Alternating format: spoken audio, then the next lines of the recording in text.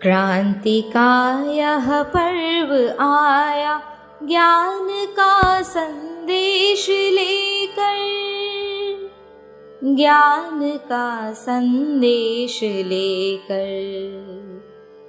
क्रांति का यह पर्व आया ज्ञान का संदेश लेकर, ज्ञान का संदेश लेकर। गहनतम की निशा बीती, भोर आया भाग्य लेकर, दे रही संदेश जग को प्रकृति भी करवट बदल कर। छोड़ तंद्रा उठ पड़ो अब, छोड़ तंद्रा उठ पड़ो अब, कर्म का संदेश लेकर, कर्म का संदेश लेकर। क्रांति का यह पर्व आया ज्ञान का संदेश लेकर, ज्ञान का संदेश लेकर। सूर्य की अरुणिम विभाले, किरण बन उतरा नयन में, साधना का हो बसेरा, गंध बन विचरो पवन में। मातृभू का भार हर लो, मातृभू का भार हर लो, प्रेम का संदेश देकर, प्रेम का संदेश देकर। क्रांति का यह पर्व आया ज्ञान का संदेश लेकर, ज्ञान का संदेश लेकर। क्रांति का यह पर्व आया ज्ञान का संदेश लेकर, ज्ञान का संदेश लेकर। क्रांति का यह पर्व आया।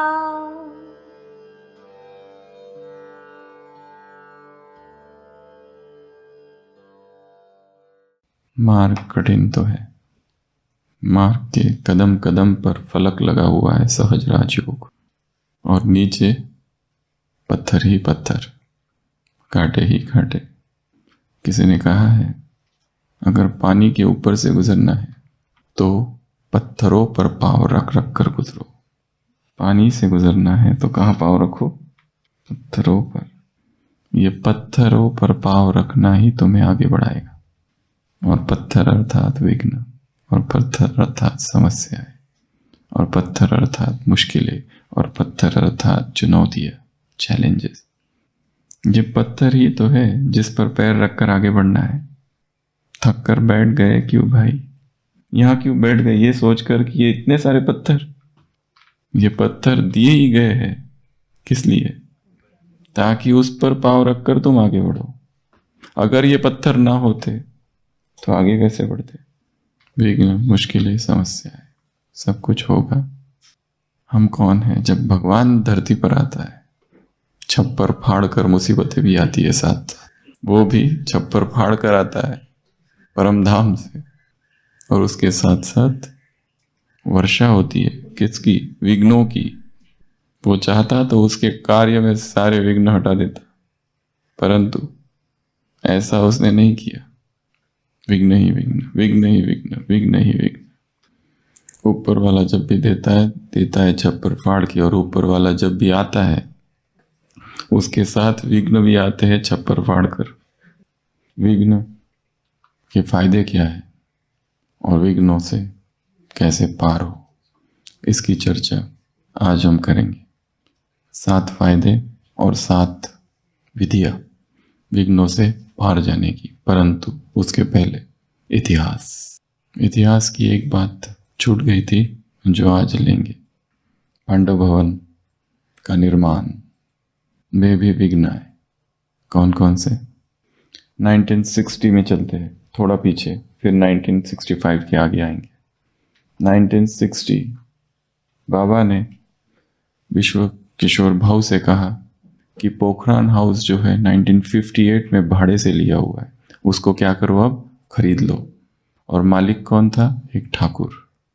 उसको जाके मोल भाव करो और उससे वो खरीद लो। तो भाऊ गए, उससे बात की और फाइनल डील हुई 18,000। 18,000 में खरीदने की बात हो गई, लिखत भी हो गया, उसने साइन भी कर दी। बाद में माउंट आबू के जो दूसरे नामी ग्रामी व्यापारी गण थे, वो उस मालिक से, उस ठाकुर से मिले और उनसे कहा कि तुमने ये बहुत घाटे का सौदा किया है। इतनी बड़ी जमीन पोखरान हाउस की 18,000 में दे रहे हो, कम से कम 25,000 लगाओ। तो उसने बाद में कहा, नहीं, ये मेरे घाटे का सौदा है, मुझे 25,000 चाहिए। विघ्न। यहाँ आबू में ही एक सरदार जी थे उस समय, अभी तो नहीं है, जो बड़े सहयोगी थे, बाबा के स्नेही थे, भाऊ के, नेवांद सिंह, सरदार नेवांद सिंह जी, इनका नाम लिखा है बुक में। तो उन्होंने कहा कि आप चिंता नहीं करो, क्योंकि डील पहले ही हो गई है और उसने साइन कर दी है, तो हम कोर्ट में जाते हैं, केस करेंगे सिरोही, क्योंकि उसने पहले साइन की थी, अब मुकर गया। अभी वो कहता है मैं रजिस्ट्री नहीं करूँगा, परंतु पहले तो डील की थी और साइन भी है।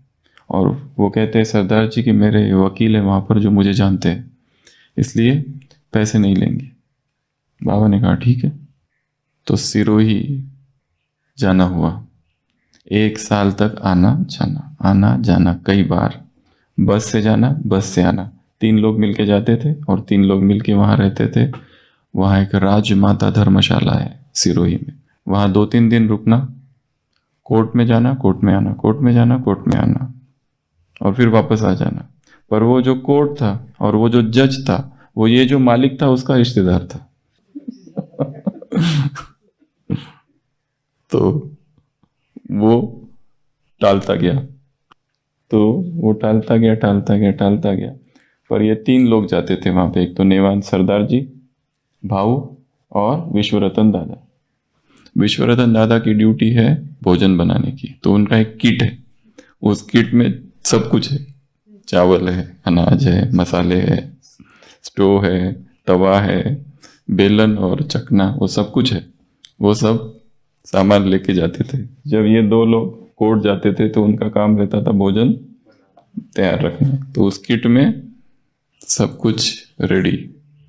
कुमारों के लिए अच्छा प्लानिंग है, एक किट भोजन की, जहां जाओ वहां साथ में लेकर, किसी से मांगने की, पूछने की, रिक्वेस्ट करने की झंझट खत्म। तो ये सब कुछ साथ में, पोर्टेबल किचन, मोबाइल किचन लेकर घूमते थे। तो कितनी बार गए और कितनी बार आए, कितनी बार गए और कितनी बार आए। वो जो जज था वो किसी ना किसी रीति से टाल देता था, और फिर आखिरकार उस जज ने कहा तुम एक काम करो, ये जो मालिक है ना बहुत लालची आदमी है, क्यों नहीं तुम उससे थोड़ा सा बैठ के थोड़ा सा डील कर लो और थोड़े पैसे बढ़ा दो और खरीद लो, अपने आपस में निपटा लो। और यहाँ आपका कितना खर्चा जाता है, यहाँ से बस से सिरोही जाना, भोजन, धर्मशाला, 2-3 दिन रुकना, कोर्ट के चक्कर। तो बाबा को बताया जाता है, बाबा कहते ठीक है, जाओ तुरंत जाके बात करो मालिक से, क्योंकि हमें बहुत सारा कंस्ट्रक्शन करना है, सीमेंट के भाव बढ़ रहे हैं, तुरंत जाओ। क्योंकि 2 टेनिस कोर्ट थे पोखरान हाउस में। एक तो जहां अभी हिस्ट्री हॉल है, जो हमने देखा कब बना, 62 में, 58 में आ गए, 60 में ये बात चल रही है खरीदने की। तो बाबा कहते हैं जाओ जल्दी। और दूसरे जो टेनिस कोर्ट था वहां क्या बना है, शांति स्तंभ वाला, और ट्रेनिंग उसके आगे भी बनाना है ऊपर। तो जमीन हमारी अपनी चाहिए। तो बाबा ने कहा जाओ उसके साथ। तो उसके पास गए और फिर डील करते करते फाइनल हुई 21,000। तो पांडव भवन कितने रुपए में खरीदा गया, 21,000 प्लस एक साल में सिरोही का खर्चा हुआ 3 से 4 हजार। तो टोटल खर्चा कितना हुआ पांडव भवन का? 25,000। तो पांडव भवन जो खरीदा गया 1960 में खरीदा गया, कितने रुपए में? 25,000। अभी कितने होंगे उसके? करोड़ों में होंगे। नहीं, वो तो है, बट सांसारिक दृष्टि से इसमें भी विघ्न था। हर छोटी छोटी चीज कितना चक्कर लगाना पड़ा, सिरोही जाना आना, सिरोही जाना आना। इतना आसान है? बूढ़ी दादी एक ही दिन में माउंट आबू से आबू रोड कितने बार चक्कर लगाती थी? 5 से 6 बार कभी कभी, जाना आना जाना आना एक ही दिन में। कितना बड़ा त्याग है, कितनी बड़ी तपस्या है ये। हमें अगर कहीं सुबह जाके आए और शाम को कहे फिर जाओ, कैसा रास्ता होगा? थक्के थुक्के। तो ये भी एक विघ्न था। तो पांडव भवन 25,000 टोटल लगभग में लिया गया। अभी हम आते हैं आगे। तो कल हमने देखा मम्मा का महाप्रयाण। सारी रात भर बैठे रहे। बाबा ने कहा योग करते रहो, हो सकता है मम्मा वापस आ जाए। मम्मा हो सकता है वापस आ जाए, और सबको लगा भी कि मम्मा आ सकती है, और बैठ गए हिस्ट्री हॉल में रात भर। आ जाओ आ जाओ आ जाओ आ जाओ, इस धरती पर आ जा रहे। भोग संदेश नंबर 5। भोग संदेश आए। हिंदी की जो किताब है जगदम्बा, और इंग्लिश की जो किताब है ट्रांसलेशन जगदम्बा, उसमें डेट्स में अंतर है। जो इंग्लिश की बुक है उसमें शायद करेक्ट है, क्योंकि मम्मा ने शरीर छोड़ा 24 जून को दोपहर को 4 सवा 4 के बीच। रमेश भाई लिखते हैं कि हम लोग, निर्वैर भाई, प्रकाशमणि दादी और एक सीता माता रात को निकल गए गुजरात मेल से, और हम लोग पहुंचे सुबह 8 बजे डायरेक्ट फ्लाइट से। 6 बजे की फ्लाइट, 8 बजे पहुंचे। और हमको बूढ़ी दादी ने कहा कि जल्दी जाओ ऊपर, सामान यही छोड़ो, जाओ जल्दी, उधर इंतजार कर रहे हैं, सीधा शमशान घाट में पहुंचना क्योंकि लेट हो रहा है। अर्थात भोग संदेश उसी रात को आया होगा, पहला 25 को, जो शाम को गुलजार दादी के द्वारा 1 हफ्ते भर संदेश आए। तो पहला भोग संदेश आया होगा 25 को ही।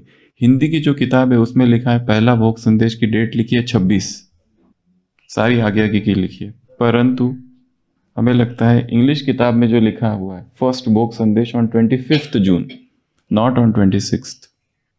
तो इंग्लिश बुक में जो इंग्लिश ट्रांसलेशन है जगदम्बा की, 5th नंबर का भोग संदेश है, उसमें है मम्मा ने कहा, जब गुलजार दादी मम्मा के पास वतन में गई तो मम्मा ने कहा, पूछा कि आपको बच्चे बुला रहे थे नीचे तो आपने क्या किया?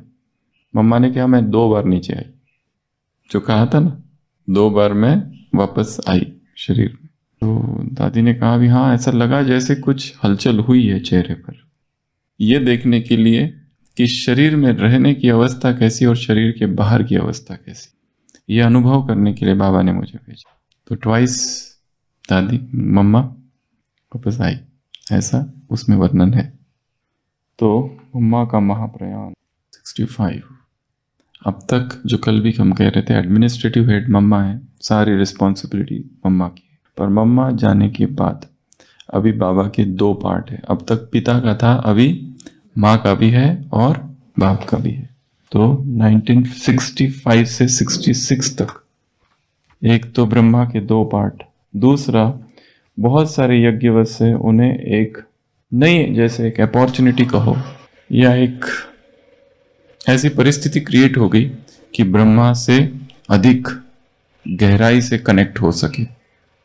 और बाबा की अपनी जो त्याग, अपना जो त्याग था, तपस्या थी, अपना जो वैराग था, उसका प्रैक्टिकल एग्जाम्पल, प्रैक्टिकल लाइफ में वो सब दिखाने के लिए बाबा की भी जैसे एक परीक्षा थी, एक पार्ट अभी बजाना है कि जो डिटैचमेंट है, जो तपस्या की है इतने समय से, क्योंकि बाबा की अपनी एक जर्नी है प्योरिटी की, बाबा की भी एक प्योरिटी की जर्नी है, क्योंकि ये संसार की सबसे पहली आत्मा है जो परमात्मा समान बन रही है।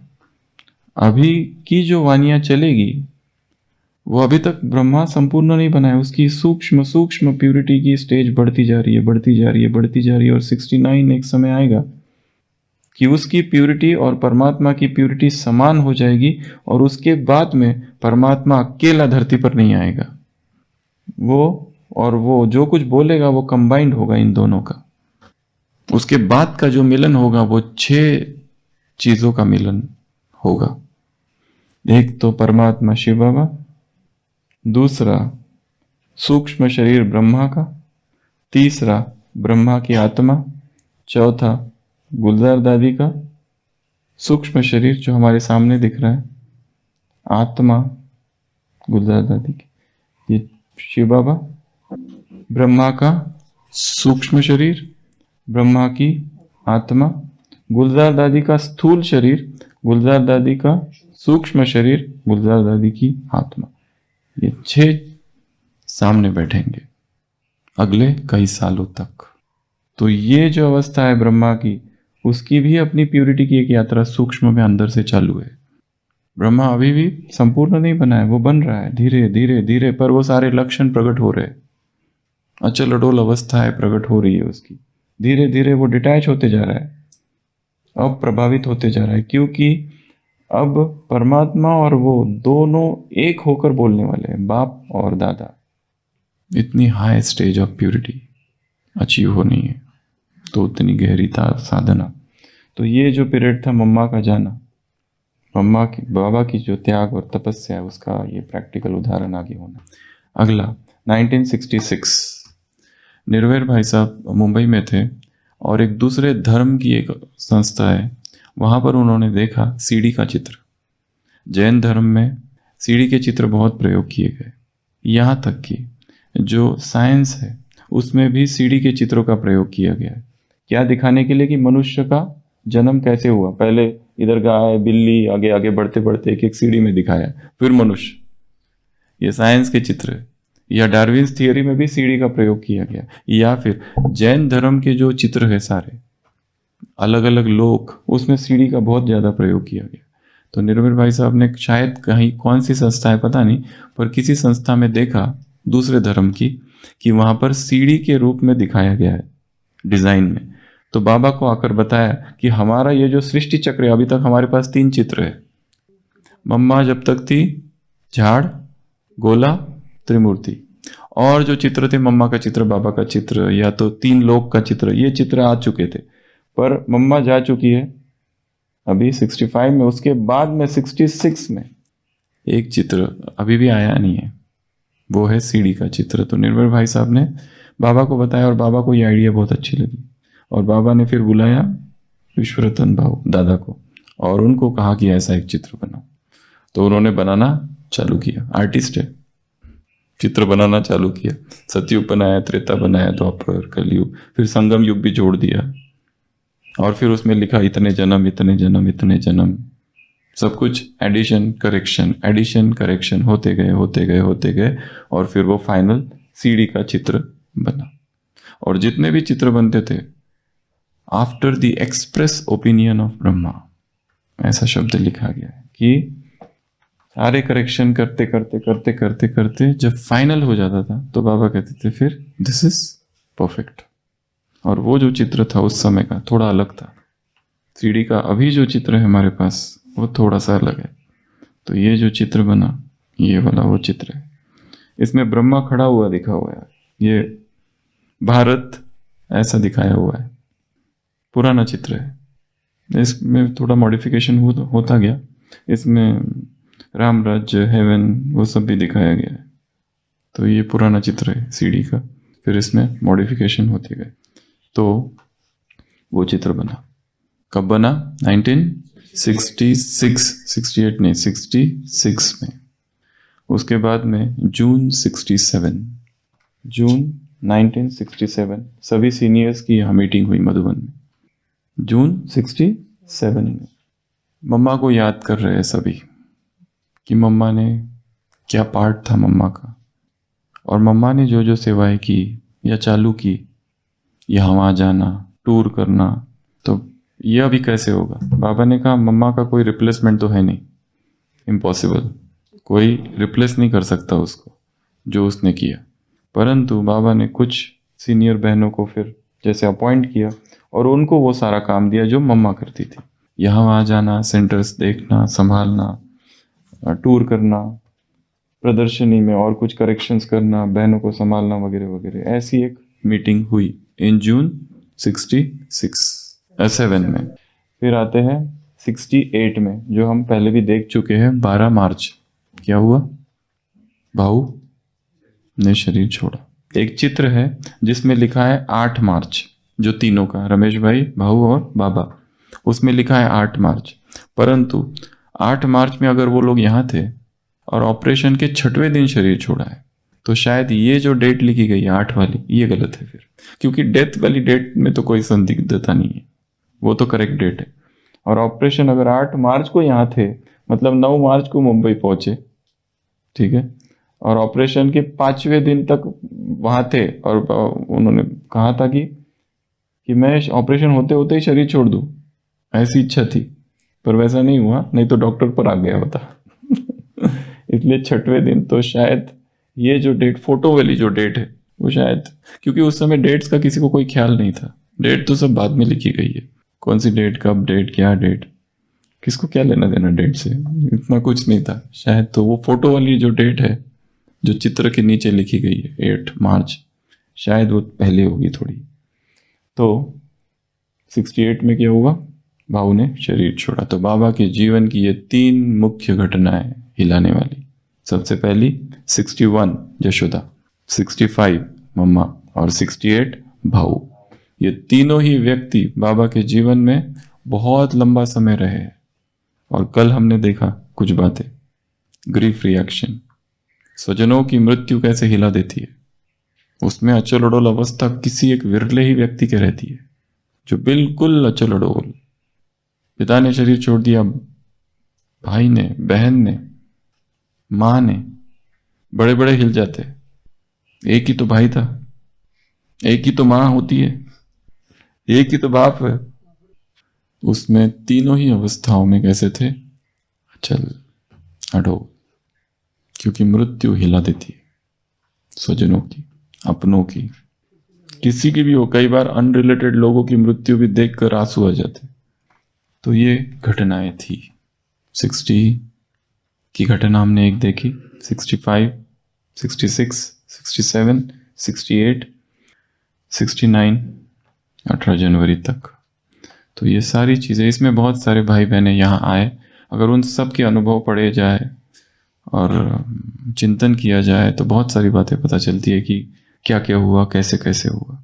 कोई कहते हैं हम जब पहली बार आए तो ब्रिज कोठी में मिले, कोई कहते हैं हम कोटा हाउस में मिले, कोई कहते हैं हम जब पहली बार आए तो पांडव भवन में आए, ऐसा था वैसा था। हर एक के भिन्न भिन्न असंख्य अनुभव है।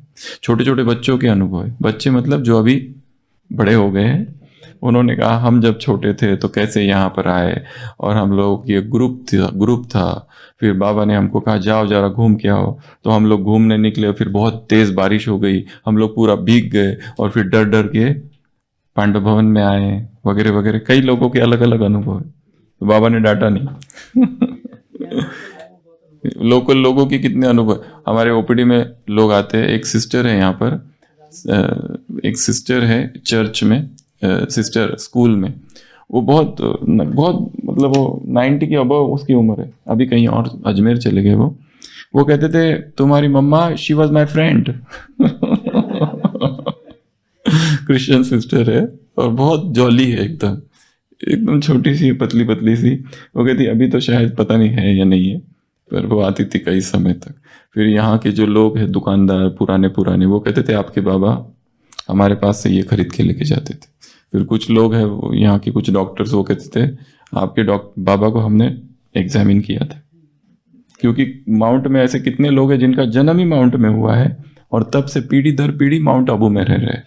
तो वो कई सारे लोग हैं जिन्होंने ये सब देखा हुआ है, उनको सब पता है यहाँ क्या था पहले। 40s में वो लोग माउंट में आ गए, तो उन्होंने पूरा यज्ञ को बड़ा होते हुए देखा है, एक एक चीज उनको पता है। वो कहते हैं हम सबको जानते हैं आपकी, हमने काम किया है, हमने पांडव भवन के कंस्ट्रक्शन में काम किया है, हॉस्पिटल यहाँ पहले था ही नहीं, यहाँ जमीन थी, ये हमने देखा है, हमने यहाँ भी काम किया है, यहाँ के मिस्त्री, ऐसे बहुत पुराने लोग हैं माउंट के। तो ये सारी घटनाएं तो हम चर्चा कर रहे थे विघ्नों की। विघ्नों से क्या क्या फायदे, 7 फायदे। जब विघ्न आते हैं तब हमें पता चलता है हम कितने पानी में। ये है सबसे पहला फायदा। तब हमें पता चलता है हम है कौन। जो डिंगे मारते हैं मैं योगी हूँ, तपस्वी हूँ और ज्ञानी हूँ और अचोड़ हूँ और स्थितप्रज्ञ योगी हूँ, वो तब पता चलता है जब विघ्न आते हैं कि हम वास्तव में क्या है, कौन है। ये तभी पता चलता है। जब विघ्न आएंगे तभी पता चलेगा कि हु यू आर। ये सबसे पहला फायदा है विघ्नों का। दूसरा, ये विघ्न जो आएंगे यही हमारे जो कर्म है, ये एक्शंस है, उनको दिशा देंगे। तो विघ्न किस लिए आते हैं? हमें नई दिशा देने के लिए। नहीं तो हमें दिशा मिलेगी ही नहीं। हमारे जीवन को नई दिशा देते हैं विघ्न। और जो कहे कि मेरे जीवन में विघ्न ही नहीं आए, ऐसा वरदान यदि भगवान से उसे मिल जाए तो वो जहां था वहीं रह जाएगा। किसी का भी इतिहास देखो, किसी का भी, जो जो सम्राट बना है, अशोक, चंद्रगुप्त, पृथ्वीराज, भारत के सम्राट, विदेश के सम्राट, जो भी है, सभी को क्या करना पड़ा? विघ्नों को पार करना पड़ा। बहुत भयंकर विघ्नों को पार करना पड़ा, तभी उस पद तक पहुंचे वो। तो विघ्न क्या करता है? हमें नई दिशा देता है। दूसरा, किसी ने एक बहुत अच्छी बात कही है, बेंजामिन फ्रैंकलिन ने, the things which hurt instructs. जो हर्ट करता है वो इंस्ट्रक्ट करता है। बहुत दर्द होता है जब कोई हर्ट करता है तो। और हर्ट बाबा को भी बहुत किया है, केवल बाहर वालों ने नहीं। क्योंकि कहने वाले तो कुछ भी कह सकते हैं, कहने वाले कुछ भी कहते हैं। किसी के मुंह पे सेलो टेप, डायनाप्लास्ट या पट्टी तो नहीं चिपका सकते ना। हर एक स्वतंत्र है, कुछ भी कोई भी बोल सकता है। तीसरा, हर विघ्न हमें मजबूत बनाता है, टफ बनाता है। नहीं तो हम कैसे रह जाते? कमजोर। किसी ने कुछ बोल दिया, गिर गए छुई में। किसी ने कुछ कह दिया, गए। भक्त आए संतोषी माता के मंदिर में, पर्दा खुला, संतोषी माता आंसू बहा रही। क्यों? क्योंकि दुर्गा माँ ने कहा कि तुम खाती बहुत हो। बस उदास हो गई। जब कोई व्यक्ति हर्ट करता है तो क्या क्या होता है? एक तो डिप्रेशन में चले जाते हैं सीधा, बहुत बुरा लगता है, बहुत बुरा। किसी से बात करने की इच्छा खत्म, सो जाते एकांत में। या तो बाबा से बातें करेंगे, मैं इतना बुरा हूं, या उसने जो कहा वो सत्य मान लेते हैं और ऐसा भी सोचते हो इसने कहा मतलब सभी लोग ऐसा मानते हैं, या फिर जिसने कहा उससे डर बैठ जाता है उसके प्रति। ये सारी चीजें हो जाती है। ये नेगेटिव। पॉजिटिव भी चीजें हो सकती है। उसका धन्यवाद, उसने रिमाइंड करा दिया कि हम यहाँ कमजोर थे तो टफ बनेंगे अब वहां पर। और उसने चाहे कुछ भी कहा हो, 1% तो सत्य जरूर है, 99% झूठ कहा होगा, पर 1% ट्रुथ तो है। तो ये तीसरी बात क्या करती है? हर विघ्न हमें मजबूत बना देता है। चौथा, जो हमारे जीवन में मिसिंग था उस पर हमें फोकस कर देता है। जो हमारे जीवन की कमी थी, अब तक वो उस पर ध्यान नहीं था हमारा, हम चल रहे थे ऐसे ही, पर उसने आकर, उस विघ्न ने आकर, व्यक्ति नहीं हो सकता है वो, जरूरी नहीं व्यक्ति है, कोई भी विघ्न, अचानक सारे पैसे खत्म हो गए, कुछ भी नहीं रहे, और कहीं बहुत अर्जेंट काम है पैसों का, फाइनेंशियल ऑब्स्टेकल, ये भी एक विघ्न है। या फिर घर मालिक आकर कह दे कि 1 हफ्ते के अंदर घर खाली कर दो, कहाँ जाएंगे? अगला, हमारे अंदर जो क्रिएटिविटी है उसको क्या करता है? वो जागृत करता है। वो एक क्रिएटिव फोर्स है, हम नया कुछ कर सकते हैं, परंतु वो दबा रहता है, जागृत करता है। और छठवां, जीवन में एक नया अर्थ हमें दिखाई देता है। जैसे अब्राहम लिंकन के लिए कहा जाता है, उसका बीच का जो जीवन था, पर्सनल लाइफ में डिस्टर्बेंस था, डिप्रेशन था, पत्नी ने शरीर छोड़ दिया, ये हो गया, वो हो गया, बहुत। पर वही समय था कि अमेरिका को युद्ध करना था, उस समय सिविल वॉर हो रहा था। एक तरफ पर्सनल साइकोलॉजिकल इश्यूज, परंतु फिर भी एज अ प्रेसिडेंट उसने वो युद्ध करते रहा और जीता भी। तो जीवन में पर्सनल व्यक्तिगत विघ्न रहेंगे, डिस्टर्बेंस, पर यज्ञ सेवा चालू रहे। ये नहीं कि मेरे अंदर डिप्रेशन है इसलिए मैं ये नहीं करूंगा, वो उसके जीवन में चल ही रहा था अंदर से, पर वो सोचता था ये मेरा व्यक्तिगत है, इससे देश के लिए हानि, देश की हानि क्यों हो। पत्नी ने शरीर छोड़ दिया, ये हो गया, वो हो गया, वो हो गया, कितनी सारी चीजें हो गई उसके जीवन में। अंदर डिप्रेशन कंटिन्यूअस, परंतु बाहर लीडरशिप। तो विघ्न हमें नया अर्थ देते हैं, नया मीनिंग। और लास्ट, हमारी जो कैपेसिटीज है हमें बताता है कि हम कितने कैपेबल हैं। हम कितना तेज भाग सकते हैं ये कब पता चलता है? जब जंगल में हमारे पीछे शेर पड़ जाए तब पता चलता है कि हम कितना तेज भाग सकते हैं, नहीं तो क्यों भागेगा कोई। जब जीवन मृत्यु का प्रश्न है, एक क्रिश्चियन व्यक्ति जंगल में भटक जाता है और उसे एक भालू मिलता है। वो क्रिश्चियन है और भक्त है भगवान का, कहता है भालू सामने है, वो कहता है हे प्रभु इस भालू को क्रिश्चियन बना दे। तथास्तु, खुश हो जाता है, देखता है भालू प्रार्थना कर रहा है फिर, क्योंकि क्रिश्चियन बन गया है ना, भक्त बन गया है। क्या प्रार्थना कर रहा है? हे प्रभु ब्लेस माय फूड, मेरे भोजन को स्वीकार करो या भोग स्वीकार करो या वरदान दो अपना। तो हम कितना तेज दौड़ सकते हैं कब पता चलता है? जब शेर भालू पड़ जाता है तब पता चलता है कैसे तेज भाग सकते हैं हम, नहीं तो क्यों भागेगा कोई। जो लोग कहते हैं हमसे चलना नहीं होता है, घुटने में दर्द है, भूकंप आने दो, सब के घुटने सब ठीक, भागेंगे दौड़ के। तो ये 7 चीजें हैं, क्या क्या बताई? पहला, विघ्न क्या करता है? हमको पता करता है कि हम कितने पानी में हैं। दूसरा, नई दिशा देता है हमको। तीसरा, हमें एक मजबूत बनाता है। चौथा, हमें फोकस कराता है अपने कमजोरी की तरफ। अगला, क्रिएटिविटी, हमारे अंदर क्रिएटिव पावर जागृत हो जाती है। तीसरा, छठवां, नया जीवन का नया अर्थ पता चलता है। और लास्ट, हमें अपनी कैपेसिटीज का पता चलता है। तो ये 7 बातें हैं। अभी 7 शॉर्ट में देखते हैं कि विघ्नों को कैसे जीते। सबसे पहले, विघ्न क्या है इसको डिफाइन करो। कौन सा विघ्न है यही पता नहीं है। विघ्न है क्या, उसकी परिभाषा क्या है? हम सोच रहे विघ्न है, विघ्न है, विघ्न है। अरे क्या विघ्न है? किससे डर लगता है? वो डर विघ्न है। उसको लिखो, लिखने से पता चलता है कि ये विघ्न है। रोज उठ नहीं पा रहे अमृत वेला, तो लिखो उसको, मैं उठ नहीं पा रहा हूं। क्या मुझे अमृत वेले का मतलब पता नहीं? क्या मुझे अमृत वेले का महत्व पता नहीं? इसलिए ऐसा हो रहा है। तो सबसे पहला क्या करना है? डिफाइन करना है विघ्न को।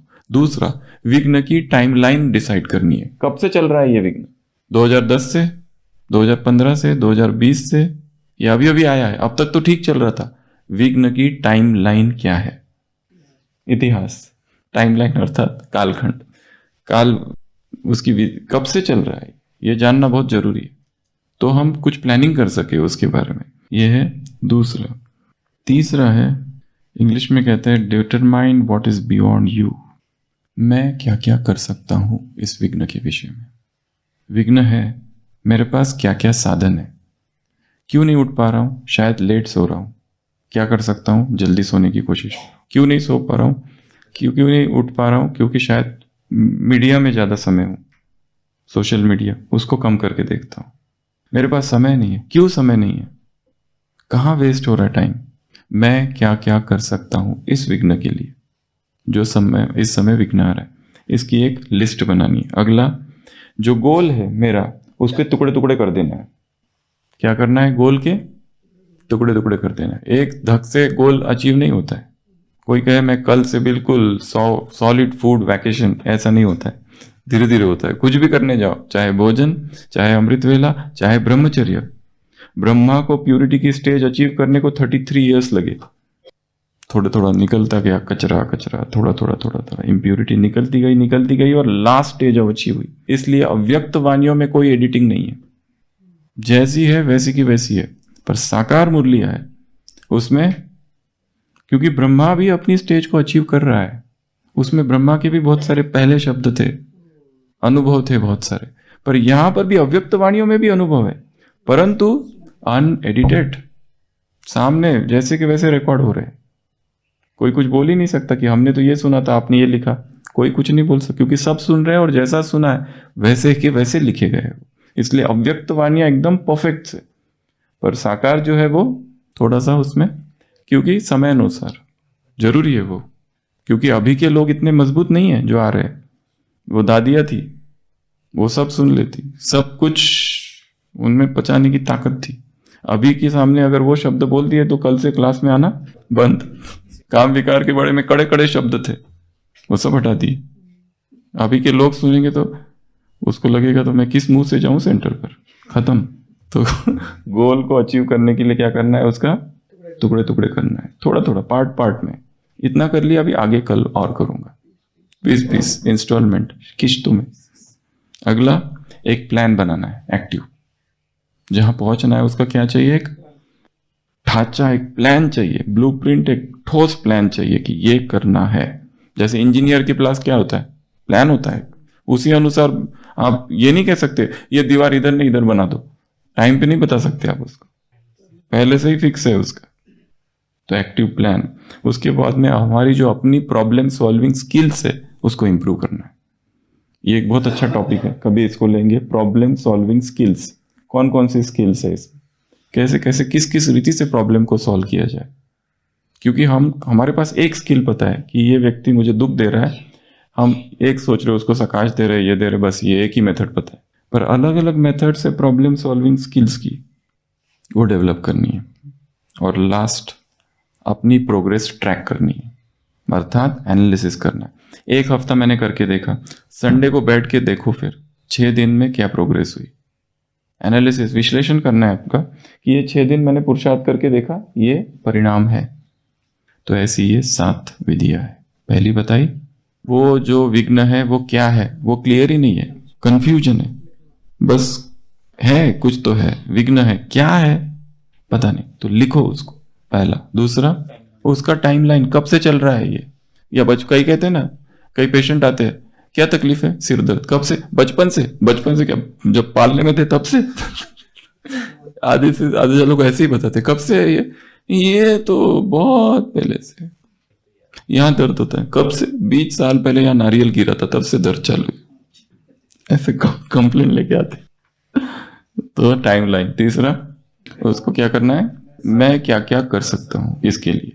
अगर एक ये भी जोड़ सकते हैं, फिर किसी और से भी पूछो कि आपने क्या किया था जब ऐसा आपके साथ हुआ था। क्योंकि हर एक के पास अनुभव है, सारे कुमारों के पास सब अनुभव है।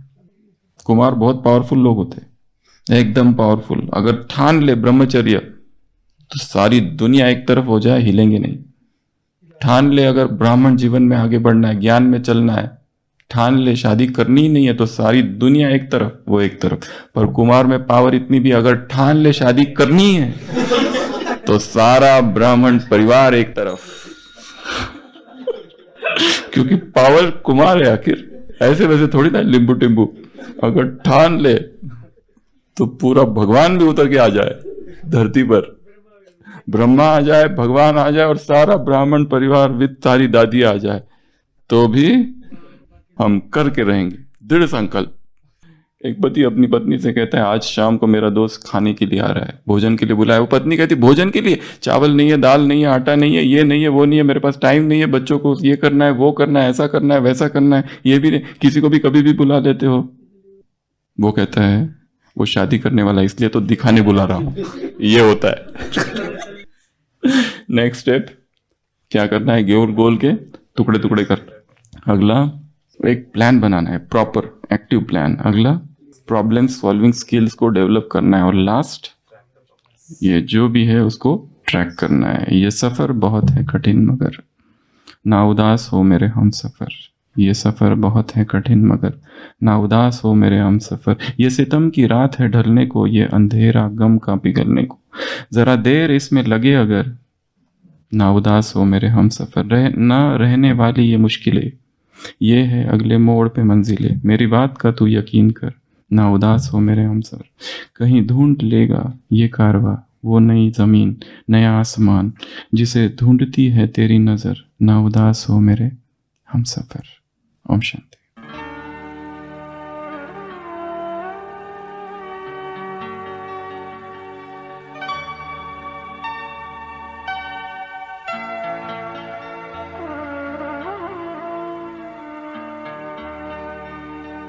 दिल ना उम्मीद तो नहीं,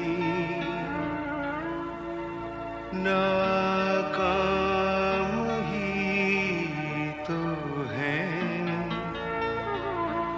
लंबी है गम की शाम, मगर शाम ही तो है।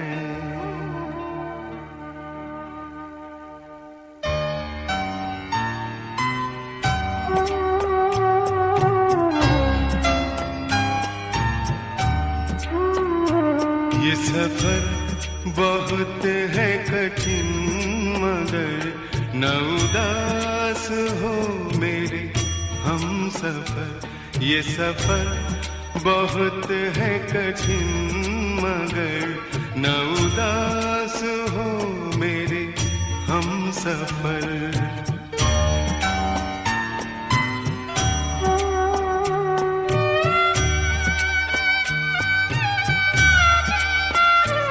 न उदास हो मेरे हम सफर।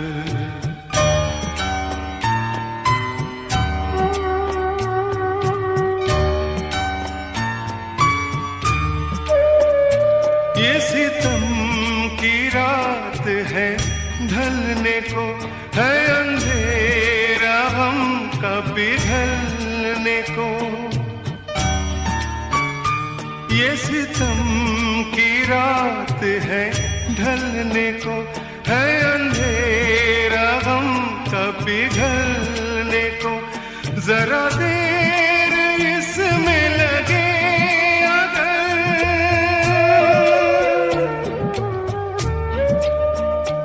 जरा देर इसमें लगे अगर, न उदास हो मेरे हम सफर। ये सफर बहुत है कठिन, मगर न उदास हो मेरे हम सफर।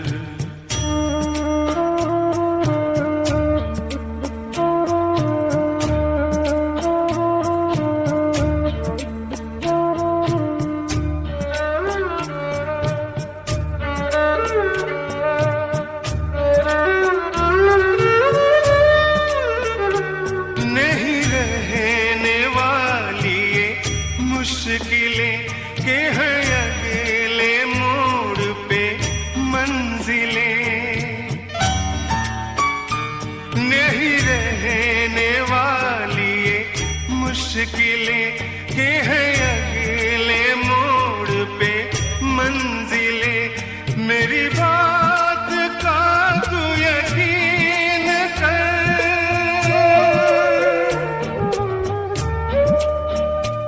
मेरी बात का तू यकीन कर। न उदास हो मेरे हम सफर।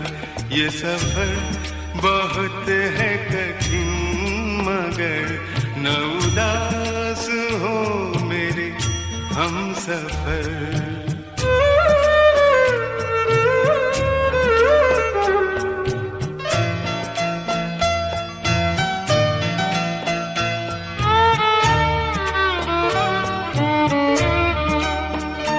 कभी ढूंढ लेगा ये कारवां वो नई ज़मीन नया आसमां।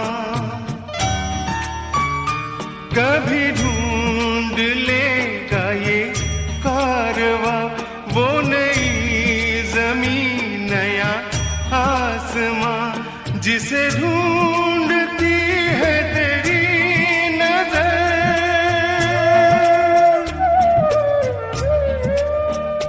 जिसे ढूंढती है तेरी नजर।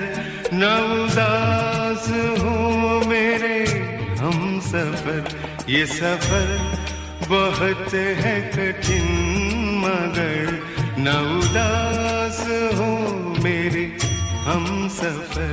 ये सफर बहुत है कठिन, मगर न उदास हो मेरे हम सफर।